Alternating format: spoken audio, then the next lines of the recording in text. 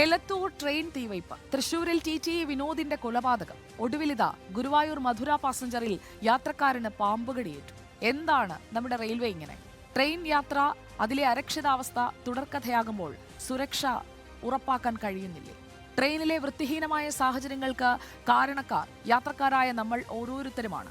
ഭക്ഷണാവശിഷ്ടങ്ങൾ ട്രെയിനിൽ തന്നെ ഉപേക്ഷിക്കാതെ നമ്മളും റെയിൽവേക്കൊപ്പം നിൽക്കേണ്ട സമയമാണ് എന്ന് ഓർമ്മിപ്പിക്കുന്നതാണ് ഇപ്പോഴുണ്ടായ ഈ സംഭവം.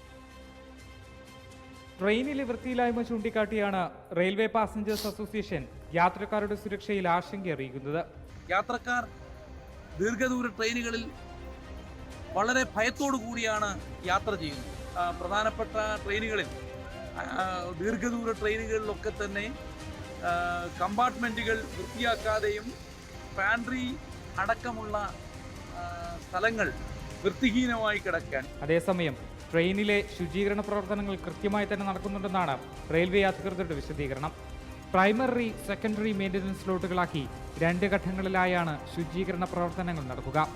യാത്രക്കാർ അലക്ഷ്യമായി ഉപേക്ഷിക്കുന്ന ഭക്ഷ്യവസ്തുക്കൾ മൂലം എലി പോലുള്ള ജീവികൾ കയറാനുള്ള സാധ്യതയുണ്ട്. ഇവ പാമ്പുകളെയും ആകർഷിക്കുന്നു. കൂടാതെ വേനൽ ചൂടും ഇഴജന്തുക്കൾ കയറാനുള്ള സാധ്യത വർദ്ധിപ്പിക്കുന്നതായും റെയിൽവേ ഉദ്യോഗസ്ഥർ അറിയിച്ചു. കാട് പിടിച്ചു കിടക്കുന്ന ട്രാക്കുകളിൽ നിർത്തിയിട്ടിരിക്കുന്ന ട്രെയിനുകളിൽ നിന്നും പാമ്പടക്കമുള്ള ജീവികൾ കയറാനുള്ള സാധ്യതയുണ്ട്. തിരുവനന്തപുരത്തെ പ്രധാന സ്റ്റേഷനുകളിൽ ചിലതിന്റെ ദൃശ്യങ്ങളാണിവ.